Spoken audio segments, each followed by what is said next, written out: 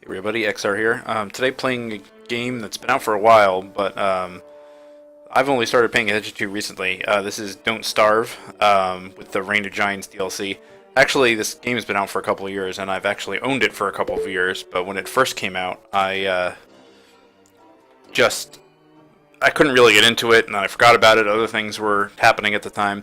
But recently, the Reign of Giants DLC came out. I picked that up and then decided to give it another go, and I've been having a lot of fun with it since then. So I decided I'd do a little video on it just to explain what the game's about. It's an indie survival game. It's available on Steam and from other places as well. And yeah, so it's let's start one up. That's my current game, and I'll start a new one just to show you. You can go in, change all kinds of things about the world. I'm just going to leave everything at the default, which is what I would recommend if it's going to be your first time playing. And this is obviously showing whether or not you want to have the Reign of Giants stuff. And you can also select your character. When you start, you only have Wilson unlocked, but that's fine. Most people seem to think that he's the best character anyway. But as you play, you unlock a bunch of other characters. I have many of them, but not all of them, as you can see. And you just unlock them by earning XP, and you earn XP simply by surviving. Every time your game ends, you get XP based on how many days you survived, and then at certain thresholds, you unlock these other characters. So, yeah, so we'll just be Wilson. He's, again, who you start as. A lot of people think he's the best because of his special power, which is that he grows a magnificent beard. This is great because, well, for a couple of reasons. One, it keeps him warm in the winter.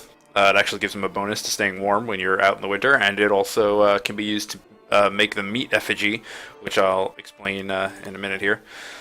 So what is Don't Starve? Well, it's a procedurally generated game. It generates a random world every time, where you're kind of dumped into the world and you have to survive in this hostile environment. It has roguelike elements. That's a buzzword that's been thrown around a lot recently, but basically what that means is that you don't have multiple lives. You don't respawn when you die. You're just dead, and you have to start over. There are a couple ways you can actually respawn in this game, but they're very limited. You can find a touchstone in the game world, and if you do this, you touch it and activate it, and then if you die, you'll respawn there, but only one time. After that, if you die again, you're out of luck, and the touchstone is destroyed after you use it once. So you won't get a chance to use it again. You can also B is chasing me. You can also find amulets by digging up graves, and if you die while wearing an amulet, you'll respawn. And but the amulet is destroyed in the process, so again, limited. And the third way is you can actually create meat effigies, which are made from meat, beard hair, and something else too. But the point is, they're kind of difficult to make, and generally you won't have the resources to make them often, at least until you're very well established in the game, at which point you are less likely to die anyway. And one of the reasons that a lot of people consider Wilson the best character is that he naturally produces beard hair on his own just by growing a beard every couple of days. Anyway, so here we are, we're dropped into the game. What I'm doing right now is just basically running around collecting basic resources, picking up flowers, flint, sticks. And as you'll see here, I'm going to... yeah, so as you can see here, this is the day up here. It's going along. I believe it started me in spring, which is why the times of day will actually change as far as how long they last based on what time of year it is.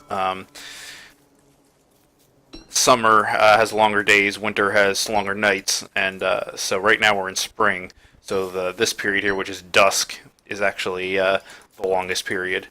This is my hunger, which is exactly as it sounds. You need to eat. My health, and this is my sanity. I'll talk a little bit more about that. But you want to, when you first start out, kind of explore by looking around, but also start gathering food, grass, and twigs, and flint are probably the most important things to get first. This is your crafting interface over on the side here, and the reason some of these things are important is one of the very first things you want to do is build an axe, which is one twig and one flint. So we'll build an axe, because we want to chop down some trees, because we're going to need firewood. and we're moving into dusk of day 1 here, which is the longest period of the day. Dusk is still relatively safe, but you need light when it gets dark out, or else you will be killed by a monster called the Grue, which will kill you very, very quickly if you have no light. So we're going to collect some logs.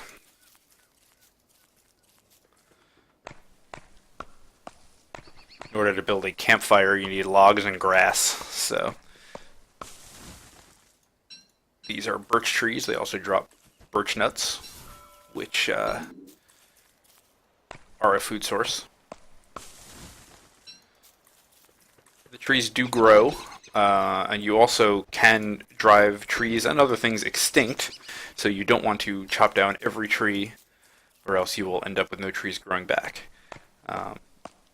You can also plant trees, probably from birch nuts, definitely from pine cones, from evergreen trees, to replace what you've deforested, which you will definitely want to do, especially once you pick an area for your base camp and really settle in. You'll want to replace the trees around you so you can get wood relatively quickly without roaming too far.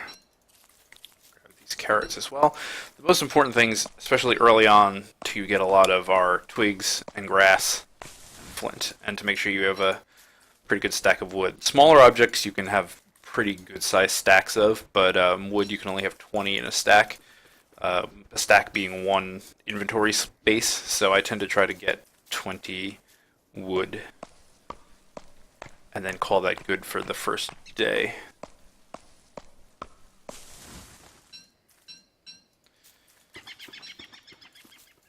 Now got with this one I'll have 12 flowers. With 12 flowers I can actually make the garland, which is a headpiece that actually will help preserve my sanity. Sanity is important. You lose it in a variety of ways, including being alone in the dark, eating rotten food, and just over time if you're miserable. And when your sanity gets low, you start to hallucinate, and the hallucinations will actually attack you and damage you. So you want to try to stay sane as much as possible. Okay, here's some rocks, so I'm going to want to build a pickaxe, which is 2 twigs and 2 flint. Switch to the pickaxe, and then chop the rock down. These kind of gray ones with the gold veins have gold nuggets, which are important for science machines, but they all drop rocks and flint. Having a decent supply of rocks is also kind of important, although not as important early on as logs.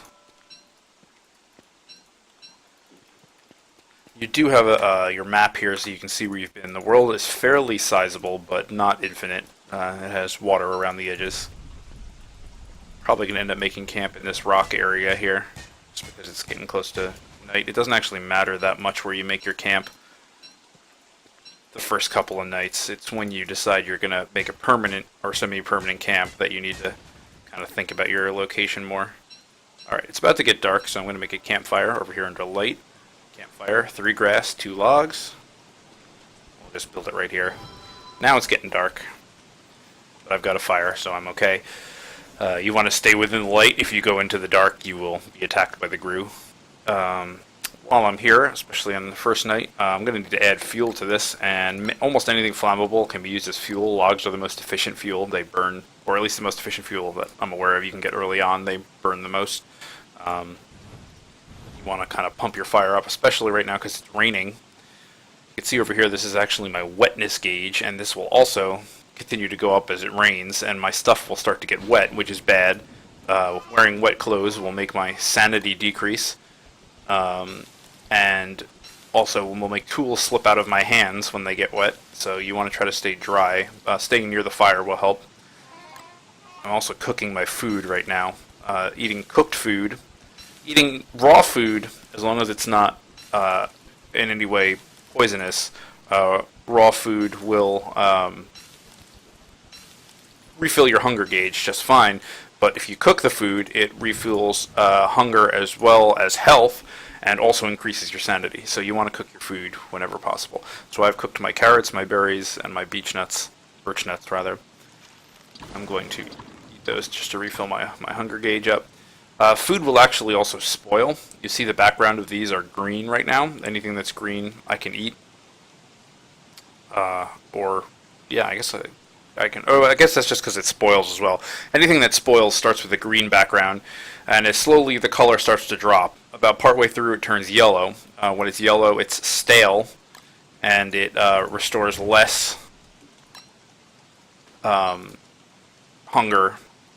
But it won't hurt you, but it restores less hunger. If it turns red way down near the bottom, it's rotten, at which point it will actually hurt you to consume it, so you don't want to eat it at that point. All this blue border around all my things means that I'm getting waterlogged, so I need to get back where there's some trees. I can actually hide under trees to reduce my wetness level as well. Thanks for the protection tree, because actually will still go up as long as it's raining, but it will be much less if I'm under the tree. And spring right now, which is the rainiest season, unfortunately, so it's going to be raining a lot. But for the purposes of this video, standing under this tree is not terribly interesting, so I am going to continue gathering resources despite my increasing wetness. I used a lot of logs overnight, so I'm going to chop some more trees because you have to use more logs to keep your fire going when it's raining. My axe is also almost gone. That decreases by, okay, good, the rain stopped. Decreases by 1% for every swipe you take with the axe, and at 0% it breaks and you have to build a new one. Here's a little, these are scattered around. Ooh, crap, those are bad guys. Actually, you know what? I'm going to try to kill this guy. I should build a new axe, though. These guys are not terribly dangerous. Ow, I should be dodging that. Ooh, my axe broke. Shouldn't be terribly dangerous, except apparently I suck at dodging them. But they are one of the few places... Oop, and I died. This is where you get your XP when you die. Well, that's kind of sucky because now I have to regather all that stuff I got on the first day. But I guess I'll just start again and see if I can not do that this time. The reason I was trying to kill that guy is because those clockwork guys are the only place in the game you can get gears. And gears are important because you need them to build an icebox, which is one of the few ways in the game to keep food from spoiling, or at least keep it from spoiling nearly as quickly. Anyway, let's do our initial gathering here again. We need twigs, grass, food, and flint initially. It's actually a good chance to let me kind of do this again without talking as constantly over it. Make myself an axe. So yeah, in addition to exploring around and finding resources, the other thing you're going to want to be keeping an eye out for is certain areas that are in every world that will be beneficial to set up your permanent base camp near. One of those is the beefalo herd. Beefalo are like big buffalo things, and take the camera a little bit to get that. They are useful for a variety of reasons. You can kill them for meat and fur, although that is not necessarily recommended early on because they will attack at a herd if you start to attack one of them. But they also drop manure, which you can use to fertilize farms, which is extremely useful. The other thing to keep an eye out for is beehives, because you can assault beehives, catch bees, and actually build bee boxes, which provide you with honey, which is also a renewable food source. So as you're kind of roaming around, the initial part, just gathering resources, you want to see if you can keep an eye out for the beefalo herd, which is always in a grassland area, and also an area with beehives.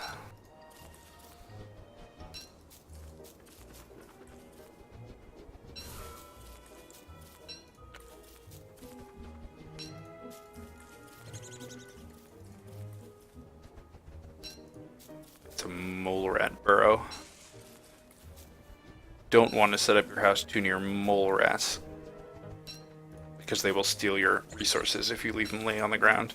There's a rabbit in a rabbit hole. Rabbits are a good source of food as well. You can build traps to catch rabbits. It is worth noting that there is a monster in the game called the Krampus, who will actually spawn if you kill too many innocent creatures, including rabbits. And he attacks you and steals your stuff also. So you want to avoid killing too many rabbits until you're in a position to kill the Krampus. You can actually chase him down and kill him and get your stuff back. But obviously that requires at least some degree of preparation. But it's worth keeping in mind if you plan to use rabbits as your primary food source.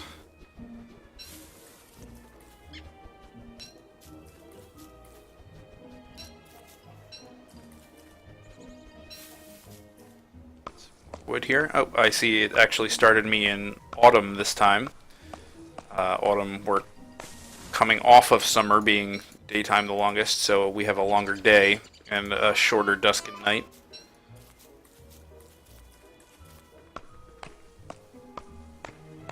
Also shouldn't rain as much, which will be nice.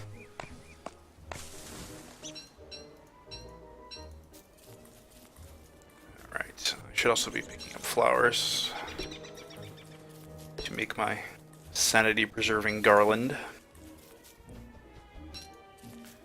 Haven't gotten any rocks yet in this one, but that rock area was pretty conveniently placed in the last start we had. You need the gold nuggets to make science machines. Science machines are how you...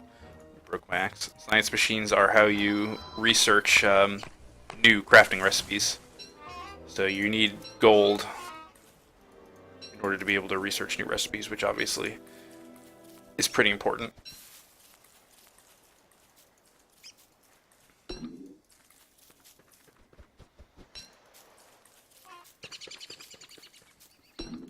You can actually kill the birds. It's quite hard, but they also tend to drop seeds, as if I assume they are pooping them out. They also eat seeds, so you can actually bait bird traps when you get to build those later with seeds.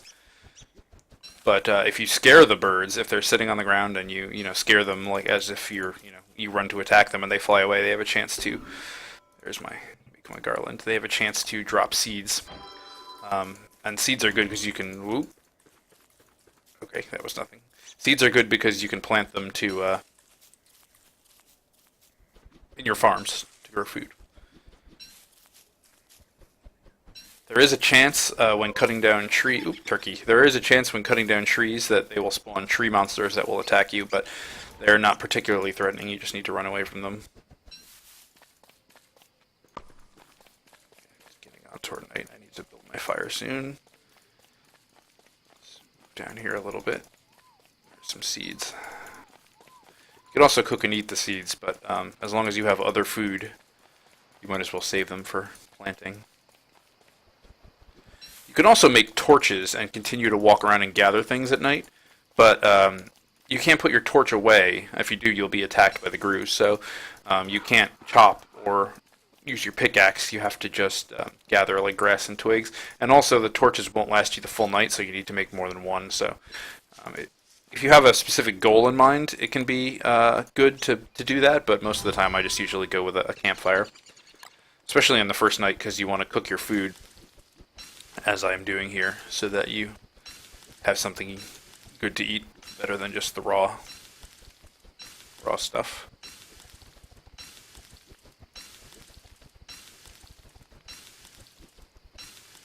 Let's get some carrots cooked as well.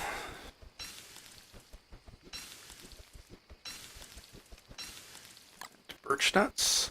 If it's not raining, your initial campfire ought to last just long enough to get you through the night, as long as it's not winter.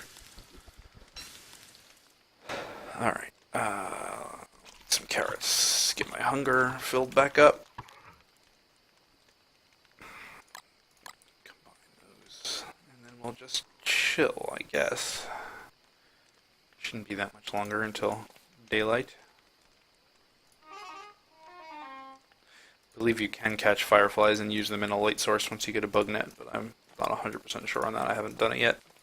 I'm really not that good at this game yet, obviously. I mean, you saw me die within the first 5 minutes last time. But it is a lot of fun, and I'm enjoying it and slowly getting better at it, as I guess is the point with most roguelike type games. You know, you fail over and over again, but you gradually figure out what you should be doing. Fire's going out, darkness closing in, but it's almost day. There we go. I'm going to continue onto the plains here, which tend to have a lot of rabbit holes, and oop, excellent. Boulder with gold, which, as I said, you need for the science machine, which I will build next time we make camp. Here is a piece of this mysterious device. There are 4 pieces of it scattered around the world. If you find all 4, you can assemble it, and what it actually does is gives you a chance to reset the world. It's how you quote-unquote escape this world, but it just puts you into a new randomly generated world, but you get to keep all your items. It's basically a way to reset the world if you've harvested this one out or screwed it up in some way. I've never gotten that far, but I do tend to pick up the pieces when I see them. Alright, we've got 23 twigs, 27 grass, 19 logs, and now we've got a couple gold nuggets, some rocks. We're in pretty good position.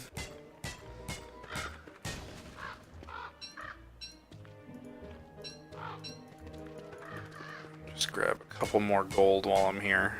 Ah, crap.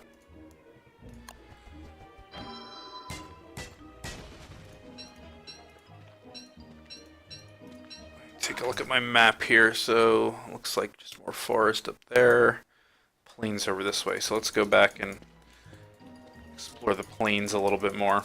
Hopefully maybe we'll locate the beefalo herd. This is a road. You do run faster on roads, so they can be worth following.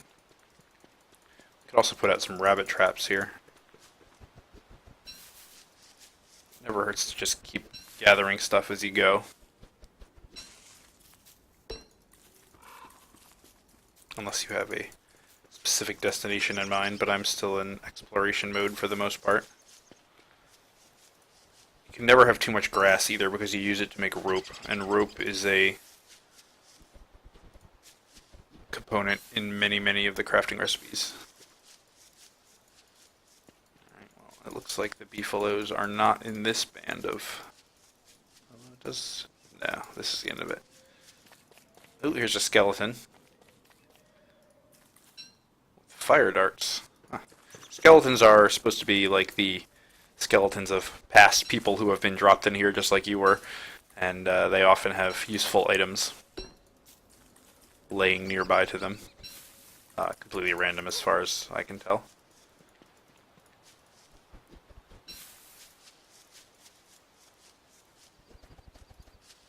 I always do that. I click away too quick before he has a chance to finish gathering. This carrot. We've still got 19 logs, so we're in good shape as far as that's concerned. Here's a beehive, that's good. We may make our camp around here. I'm going to make just a... Probably as the night closes in, I'll set up what I would consider a base camp just to show what that entails, although we haven't fed the beefalos yet. So normally you would want to keep walking until you at least knew that they were within a day's walking distance.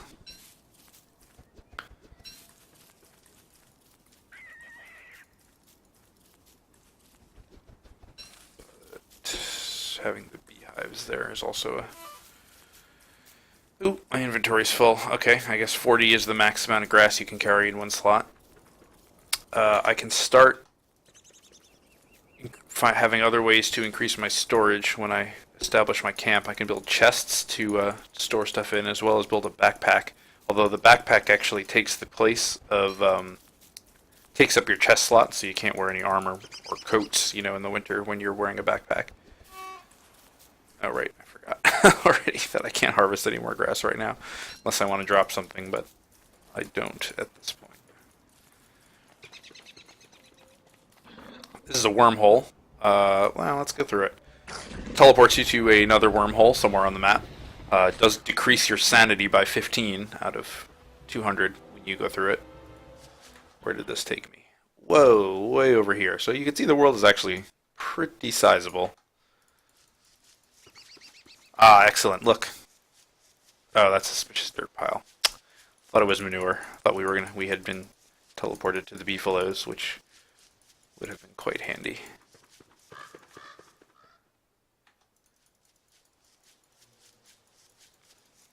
Going this way would bring me back toward where I was before, but I'm not sure how much I care about that. I'm not married to that area. And here's a stone road. Okay, this goes into a stone area. That's good to know if I need more stones. This goes into a stone area. Whoa, what is that? Oh, a walrus camp. Oh, there's more beehives. That's good.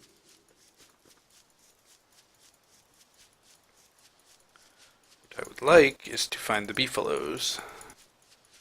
Rabbit holes here, though. That's good. In fact, why don't I set up camp around here, and I'll build some rabbit traps.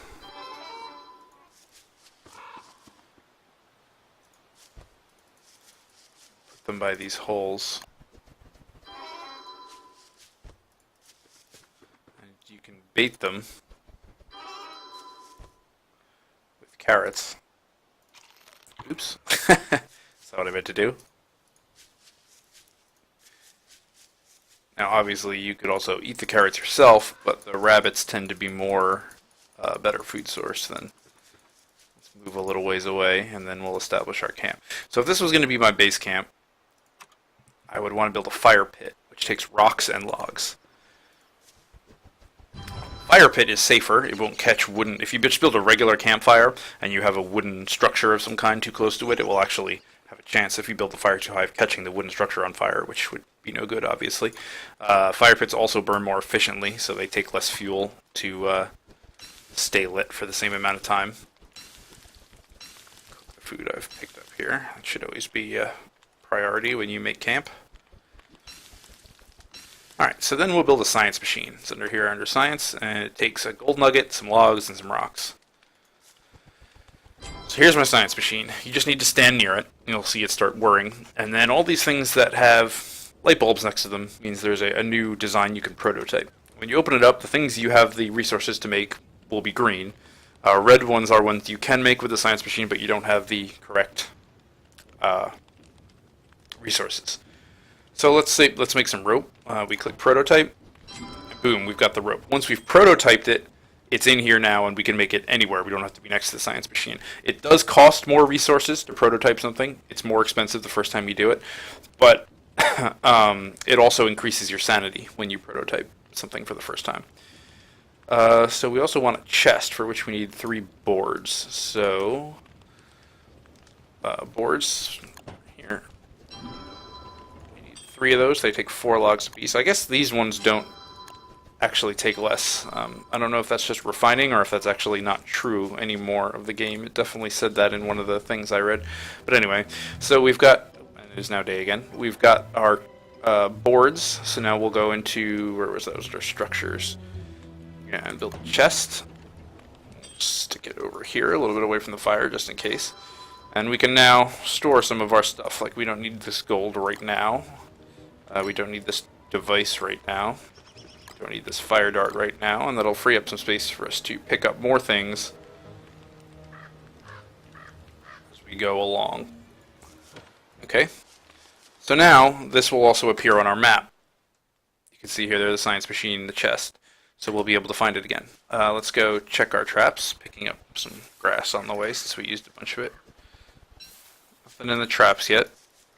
We want to find our way toward trees. Should be over here to the right because we're going to want to replace the logs we just used.